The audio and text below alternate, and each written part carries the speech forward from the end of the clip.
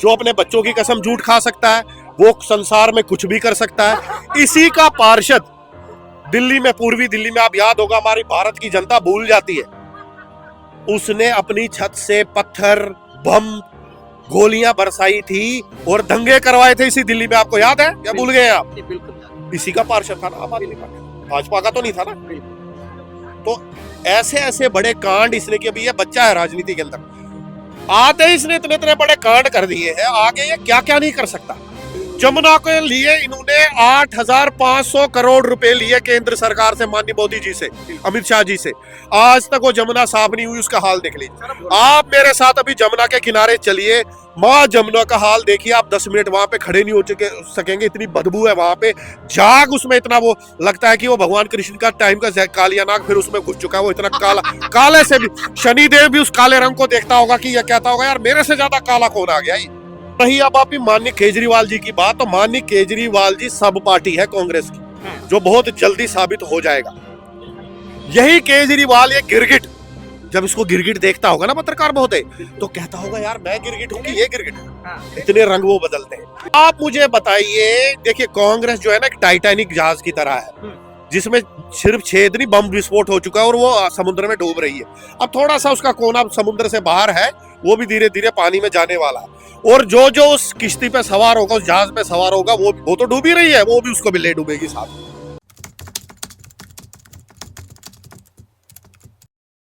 ओवैसी जो है वो कांग्रेस का ही पिट्ठू है। अच्छा। हाँ, वो कांग्रेस ने क्या किया मुझे आप बताइए। हाँ। कांग्रेस जो है उन्होंने वक्फ बोर्ड दे दिया मुसलमानों को, ठीक है आपने दे दिया। आप थोमिन सनातनियों को भी आप पीछे रख दीजिए। आपने सरदारों को क्या दिया, आपने क्रिश्चियनों को क्या दिया, आपने बौद्धों को क्या दिया, आपने जैनियों को क्या दिया, आपने पारसियों को क्या दिया। वो भी तो इस देश के नागरिक थे ना। खाली एक ही समाज के उद्धार के लिए आप बोलते हैं हम बड़े उद्धार हैं और हम फलाने हैं, हम डींगने हैं। आप बार बार राहुल को गांधी बोलते हैं, ना तो वो गांधी है ना वो नेहरू है। वो या तो आप उसको राहुल विंची बोलिए या राहुल खान बोलिए, ठीक है, वो आप बोल सकते हैं उसको। जिस व्यक्ति के पास 4-4 पासपोर्ट हैं, कॉन्स्टिट्यूशन ऑफ इंडिया के अनुसार और माननीय सर्वोच्च न्यायालय सुप्रीम कोर्ट के अनुसार जिस भारतीय नागरिक के पास एक से ज्यादा पासपोर्ट हो, उसको या तो जेल में होना चाहिए या देश के बाहर होना चाहिए। अच्छा। ठीक है, ये मैं नहीं कह रहा हूं, बिल्कुल बिल्कुल, ये कॉन्स्टिट्यूशन ऑफ इंडिया में लिखा है, सर्वोच्च न्यायालय का बयान है। हाँ। जिस व्यक्ति के पास 4 पासपोर्ट है, इटली का पासपोर्ट, इंग्लैंड का पासपोर्ट, भारत का पासपोर्ट और इसका कनाडा का पासपोर्ट, 4 पासपोर्ट है उसके पास, क्यों नहीं उस पर एक्शन लिया जाता? क्यों नहीं उसको देश से निकाला दिया जाता, या क्यों नहीं उसको जेल में डाला जाता? और आप चाहते हैं हम उसको सर पे लेकर घूमे और उसको प्रधानमंत्री बनाए? ऐसा व्यक्ति प्रधानमंत्री बनने के लायक है? जो ये कहता है कि मैं जलेबी की फैक्ट्री लगाऊंगा और जो सोना बना रहा आलू से, ऐसे व्यक्ति को प्रधानमंत्री बनाए? आप क्या चाहते हैं, भारत को हम और पीछे ले जाएं? जो एक सवाल और निकल के आया, मल्लिकार्जुन खड़गे जो कांग्रेस के अध्यक्ष इस समय, उन्होंने कहा कि योगी जी ने जो बयान दिया बटोगे कटोगे, वो सांप के जहर के समान है और देश में जहर फैला रहा है। अच्छा, सांप के जहर के समान है। बिल्कुल। जो आए दिन ये राहुल विंची और इसकी माता श्री और ये केजरीवाल जो बयान देते हैं, तो वो क्या अमृत बरस रहा है? आप मुझे बताइए। ओवैसी जो बोलता है 15 मिनट पहले, उसका मैंने तो सोचा था शायद उसका छोटा भाई जो है वो मतलब थोड़ा मूर्ख है, जो उस समय उससे बयान दे दिया, शायद बड़ा भाई उसको संभाल लेगा। लेकिन बड़ा भाई तो छोटे से भी ज्यादा मूर्ख है। छोटा वाला तो उस समय चुप हो गया था बोल के, बड़े भाई ने तो अभी फिर से ये बयान दे दिया और वो खुलेआम घूम रहा है। किसका हाथ है? ओवैसी तो कोई इतना बड़ा नेता नहीं है, ओवैसी के पीछे कांग्रेस का हाथ है। और माननीय पत्रकार महोदय, मैं आपके माध्यम से, आपको बहुत चैनल देखते हैं भारत में, आपकी जो मतलब आपकी जो रीच है बहुत ज्यादा है। मैं ये कहना चाहता हूं आपके माध्यम से कि अगर राहुल गांधी को ये लगता है कि प्रधानमंत्री मोदी चोर हैं, योगी आदित्यनाथ जी चोर हैं, तो वो क्यों नहीं कोई सबूत देता, क्यों नहीं कोई वो बताता कि भाई यहां चोरी की है, वहां। एक हवाबाजी में कहना कि ये नकली है, ये चोर है, ये देश को लूट रहे, भाई कोई सबूत भी तो होना चाहिए ना। बिल्कुल। आप लोग खुद तो बेल पे घूम रहे हो, सर्वोच्च न्यायालय ने आपको बेल दे रखी है, आपकी माता श्री को, आपके जीजा श्री रॉबर्ट वाड्रा जी को, प्रियंका वाड्रा को, आपको, पूरा खानदान तो बेल पे बाहर घूम रहा है और बातें बड़ी बड़ी। इनको पता भी नहीं है किन से निपट रहे हैं। ये नाथ समुदाय के लोग हैं, महादेव को मानने वाले लोग हैं, और नाथ जो होता है ना उनकी जो बड़ी बड़ी तपस्या बड़ी भयंकर होती है, ये योगी ये मोदी ये बड़े वहां से निकले हुए, ना इनकी बीवी है ना इनके बच्चे हैं।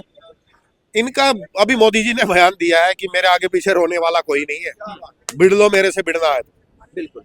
और योगी आदित्यनाथ जी तो खैर वो तो आप तो इसी जानते मुद्दे ही पे हो, अखिलेश वो यादव तो ने AK-47 है। बिल्कुल इसी मुद्दे पे अखिलेश यादव ने बयान दिया था कि ऐसे मठाधीशों का क्या काम, जिसको मठ में रहना चाहिए, जंगल में तपस्या करना चाहिए, वो राज चला रहे हैं, उससे राज क्या चलेगा। अच्छा, आचार्य चाणक्य से ज्यादा समझदार और ज्ञानी आप किसी को मानते हैं इस धरातल पे हुआ आज तक? बिल्कुल नहीं। उच्च कोटि का ब्राह्मण, बिल्कुल और ब्राह्मण बुद्धि क्या होती है वो सब जानते हैं। बिल्कुल। और भारत में छोड़िए, भारतवर्ष के अंदर पूरी दुनिया में चाणक्य से ज्यादा शातिर और चालाक और समझदार व्यक्ति हुआ नहीं है, ये हिस्ट्री बताती है। अंग्रेज तक उसका लोहा मानते हैं। अब आप मुझे बताइए, आचार्य चाणक्य ने कहा था कि जिस देश का राजा सन्यासी होता है, मैं ये नहीं कहता हूं कि वो राजा है, मतलब एक तरीके से मैं समझा रहा हूं, सन्यासी हो और ईमानदार हो, और जब विपक्ष सारा उसके खिलाफ हो जाए तो समझ लो वो ईमानदार है और वो देश को आगे ले जा रहा है। क्या बात उस समय उन्होंने कहा था, वो बात आज पत्थर की लकीर वो साबित हो रही है। आप मुझे बताइए, देखिए कांग्रेस जो है ना एक टाइटैनिक जहाज की तरह है, जिसमें सिर्फ छेद नहीं बम विस्फोट हो चुका है और वो समुद्र में डूब रही है। अब थोड़ा सा उसका कोना समुद्र से बाहर है, वो भी धीरे धीरे पानी में जाने वाला है, और जो जो उस किश्ती पे सवार होगा, उस जहाज पे सवार होगा, वो तो डूब ही रही है, वो भी उसको भी ले डूबेगी साथ। वो कांग्रेस का हाल है। और रही अब आप माननीय केजरीवाल जी की बात, तो माननीय केजरीवाल जी सब पार्टी है कांग्रेस की, जो बहुत जल्दी साबित हो जाएगा। यही केजरीवाल ये गिरगिट, जब इसको गिरगिट देखता होगा ना पत्रकार महोदय, तो कहता होगा यार मैं गिरगिट हूं कि ये गिरगिट है। इतने रंग वो बदलते हैं। इस व्यक्ति ने राजनीति में आने से पहले क्या कहा था कि मैं कभी कांग्रेस से हाथ नहीं मिलाऊंगा, भाजपा से हाथ नहीं मिलाऊंगा। भाजपा को हराने के लिए यही माननीय केजरीवाल जी कांग्रेस की गोद में जाके बैठ गए। सही बात। तो किस बात पर हम इन पे विश्वास करें? जमुना के लिए इन्होंने 8,500 करोड़ रुपए लिए केंद्र सरकार से, माननीय मोदी जी से, अमित शाह जी से। आज तक वो जमुना साफ नहीं हुई, उसका हाल देख लीजिए। आप मेरे साथ अभी जमुना के किनारे चलिए, माँ जमुना का हाल देखिए। आप 10 मिनट वहां पे खड़े नहीं हो सकेंगे, इतनी बदबू है वहां पे। झाग उसमें इतना वो लगता है कि वो भगवान कृष्ण का टाइम का कालिया नाग फिर उसमें घुस चुका है। वो इतना काला, काले से भी शनिदेव भी उस काले रंग को देखता होगा कि यह कहता होगा यार मेरे से ज्यादा काला कौन आ गया। केजरीवाल एक गिरगिट, जैसे मैंने आपको बताया। यही केजरीवाल देखिए, बच्चों से ज्यादा ऊपर तो कुछ नहीं होता ना संसार में। उसने अपने बच्चों पे हाथ रख के कसम खाई थी सर पे कि मैं कभी राजनीति पे नहीं आऊंगा। आज वो क्या कर रहा, फुटबॉल का मैच खेल रहा है या IPL में गेंदबाज या बल्लेबाज है, राजनीति में है ना। इस व्यक्ति की बात पे आपके माध्यम से मैं बताना चाहता हूं, कोई विश्वास नहीं कर सकता। जो अपने बच्चों की कसम झूठ खा सकता है, वो संसार में कुछ भी कर सकता है। इसी का पार्षद दिल्ली में, पूर्वी दिल्ली में, आप याद होगा, हमारी भारत की जनता भूल जाती है, उसने अपनी छत से पत्थर, बम, गोलियां बरसाई थी और दंगे करवाए थे इसी दिल्ली में। आपको याद है क्या? भूल गए आप? बिल्कुल। इसी का पार्षद था ना आम आदमी पार्टी, भाजपा का तो नहीं था ना। तो ऐसे ऐसे बड़े कांड इसने किए। अभी ये बच्चा है राजनीति के अंदर, आते ही इसने इतने इतने बड़े कांड कर दिए हैं, आगे ये क्या क्या नहीं कर सकता। माननीय एक इतने बड़े लोकतंत्र का, भारतवर्ष का प्रधानमंत्री स्टेज से तो झूठ नहीं बोल सकता ना। मान लीजिए प्रधानमंत्री जी एक नंबर का झूठा है, हमारा प्रधानमंत्री झूठा है, लेकिन वो स्टेज से तो झूठ नहीं बोल सकता ना। माननीय प्रधानमंत्री जी ने यह कहा था कि ये अर्बन नक्सली है, खुलेआम। तो हम तो अपने प्रधानमंत्री, मेरी भाजपा कोई मेरे राशन नहीं पहुंचा रही घर में, मुझे खुद कमाना खुद करना है। लेकिन अगर हमारा प्रधानमंत्री किसी की तरफ उंगली उठा रहा है ना, वो चाहे किसी भी पार्टी का हो, तो मैं उसमें यकीन करता हूं कि वो अर्बन नक्सली है। तो अर्बन नक्सली कौन होते हैं? खालिस्तानी कौन है? लश्कर ए तोयबा कौन है? जो देश की तोड़ने की बात करेगा, वो चाहे हिंदू हो, चाहे वो अपना मेरा सनातनी भी क्यों ना हो, मैं उसकी भी गर्दन धड़ से अलग करूंगा। अगर वो हिंदू भी खिलाफ करेगा, देश को कहीं से काटने की बात करेगा, मैं हिंदू मुसलमान कभी नहीं करता। मैं कभी ये धर्म की राजनीति नहीं खेलता, वो किसी को खेलनी भी नहीं चाहिए, सब बराबर है। लेकिन देश से ऊपर कुछ नहीं होता। देश में क्या आर्मी के अंदर मुसलमान नहीं है? बिल्कुल। आर्मी के अंदर, हमारे डिफेंस फोर्स के अंदर सरदार नहीं है? सिख रेजिमेंट नहीं है क्या? आप सिख रेजिमेंट से पूछ लीजिए क्या उनको खालिस्तान चाहिए, पूछ लीजिए उनसे। बिल्कुल। फकर है मैं सरदारों के ऊपर, हमारे शहीद भगत सिंह जो थे, शहीद आजम, वो भी भगत सिंह, वो भी सरदार थे। बहुत से सिखों ने बलिदान दिया इसी भारत के लिए। और आज वो पाकिस्तानी हरामजादे सरदार, पाकिस्तान के सरदार, वो वहां कनाडा में बैठ के वो खालिस्तान की मांग कर रहे हैं। अरे आप लाहौर, जो गुरु नानक देव की भूमि है ना, उसको लाहौर को मांगो ना खालिस्तान। मैं पहले आऊंगा, सबसे पहले जो जान दूंगा खालिस्तान के।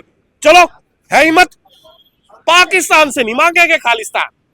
जहां पे ननकाना साहब है, जो सबसे बड़ा गुरुद्वारा, वहां नहीं मांगेंगे खालिस्तान, लेकिन भारत से मांगे। पता है, भारत ये सनातनी बेचारे ऐसे ही हैं, इनको कुछ भी बोलो, ये हर चीज सहन करने में बस ये सहते रहते हैं, सहते रहते हैं, सहते रहते हैं। अब सहन का हमारा जो बर्दाश्त का बांध टूट चुका है। मैं अभी भी नहीं कहता सनातनी जाग चुके हैं, लेकिन अभी ये हाल है, जो 5% सनातनी जाग गए हैं, तो ये हाल है, त्राही त्राही मचनी शुरू हो गई। मैं कहता हूं जिस दिन 20-30% सनातनी भी जाग गए ना, ये देश विरोधियों को रातों रात ये देश से खाली करना पड़ेगा, भागना पड़ेगा। जागने की बात कर रहे हैं, उधर उत्तर प्रदेश के तौकीर राजा कह रहे हैं कि हम सड़कों पे आ गए तो आपकी रूह कांप जाएगी। तौकीर राजा, वही तौकीर राजा ना, जिसके तो कुछ 1-2 महीना पहले जिसके खिलाफ एक नारी प्रताड़न का वो लगा रही थी, इल्जाम लगा रही थी। बिल्कुल। तो ऐसा व्यक्ति जो महिलाओं के साथ अभद्र व्यवहार करता है, इज्जत लूटता है महिलाओं की, उसकी बात कर रहे हैं आप। उसकी बात का मैं जवाब दूंगा। छोड़िए ये तौकीर पोकीर, राजा पाजा, ये बाजा, इनका बाजा तो योगी जी बजा ही रहे हैं, और बाकी जो बची कसर है वो मोदी जी पूरी कर देंगे। हमारा भावी अगला प्रधानमंत्री है योगी आदित्यनाथ, वो बन के रहेगा, जैसे मुसलमान कहते हैं इंशाल्लाह। तो इंशाल्लाह सनातन का राज होगा, इंशाल्लाह। और इंशाल्लाह सनातन ही हर तरफ छाएगा, भगवा छाएगा। मैं करता नहीं था सनातन का हिंदू मुसलमान, लेकिन अब मुझे लग रहा मुझे भी बोलना ही पड़ेगा, क्योंकि अब मजबूर कर दिया इन लोगों ने। जहां से राम की झांकी निकले वहां पत्थर मारने इन्होंने। जहां पे मुझे सनातनियों से भी शिकायत है, आपके माध्यम से मैं ये कहना चाहता हूँ, आग्रह करना चाहता हूँ सनातनियों से, आप देवादिदेव महादेव को अपना सबसे बड़ा भगवान मानते हैं। हमारे महादेव का मंदिर ज्योतिर्लिंगों में से एक, काशी विश्वनाथ, इतना प्रमुख ज्योतिर्लिंग, उसके ऊपर आज भी हम वहां पे दूसरे लिंग पे पूजा कर रहे हो, और जो मेन लिंग है उस पे पूजा नहीं हो पा रही। आप सनातनी, आप क्या कर रहे हो यार? 500 वर्ष आपको फिर आपको इंतजार करना है, जैसे राम का मंदिर बना उसके लिए, फिर उसके बाद 500 वर्ष मथुरा के लिए आप वेट करोगे? आप बचोगे तब तक? मैं ये नहीं कहता हूं कि आप लाठी डंडे तलवारें लेके रोड पे निकलिए, लेकिन आप मजबूर कर दीजिए कोर्ट को, आप मजबूर कीजिए माननीय योगी जी को, मोदी जी को, कि आपका मंदिर शीघ्र से शीघ्र बने। और मैं कहता हूं जहां जहां भारतवर्ष के अंदर, देखिए मेरे बयान नहीं है, माननीय सर्वोच्च न्यायालय का बयान है, जहां पे स्तंभ मिल रहे हैं, और जहां पे भी मस्जिद के अंदर, तो जहां पे स्तंभ मिल रहे हैं वहां पे कोई उस पे डिस्कशन नहीं हो सकता, कोई लड़ाई झगड़ा नहीं हो सकता। जहां पे अगर कोई चीज मिल रही है मंदिर की, तो वो मंदिर ही है और हमेशा के लिए मंदिर ही रहेगा। ये माननीय सर्वोच्च न्यायालय का बयान है। तो देखिए, हम माननीय सर्वोच्च न्यायालय का सम्मान करते हैं। और मेरे देखिए पत्रकार महोदय, मैं सिर्फ इतना ही कहना चाहता हूं, कोई लड़ाई झगड़ा फसाद देश में नहीं होना चाहिए, वो किसी के हक में नहीं।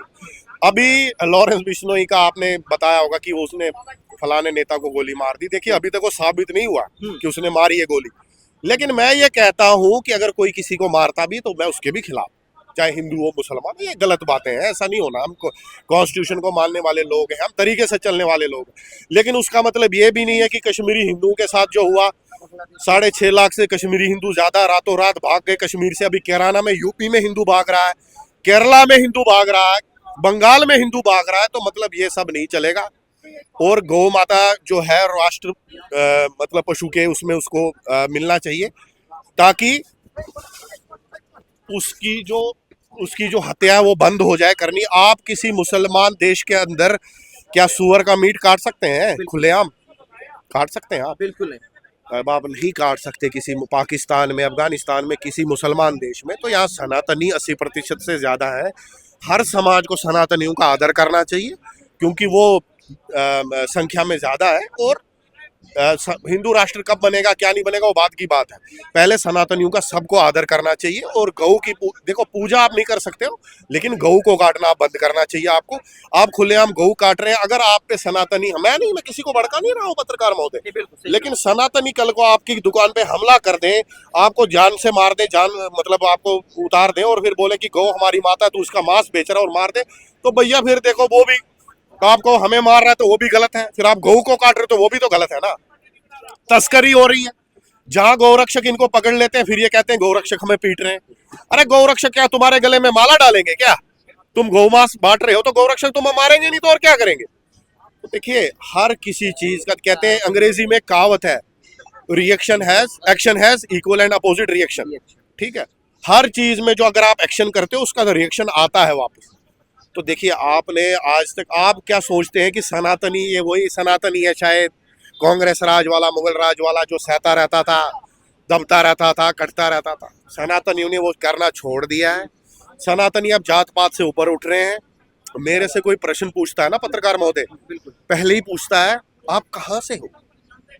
अरे तुझे क्या लग रहा है मैं अंग्रेज हूँ, गोल्डन बाल है मेरे, गोरा हूँ मैं, या काला हूँ, अफ्रीका से आया हूँ? नहीं नहीं, मेरे कहने का मतलब है भाई साहब आप कौन से प्रांत से आए हैं? मैंने कहा देखो, ना मैं किसी प्रांत को मानता और ना मैं किसी जात को मानता, ना मैं ब्राह्मण हूँ, ना जाट हूँ, ना राजपूत हूँ, ना शेड्यूल, कुछ नहीं हूँ मैं सिर्फ सनातनी हूँ और भारतीय हूँ।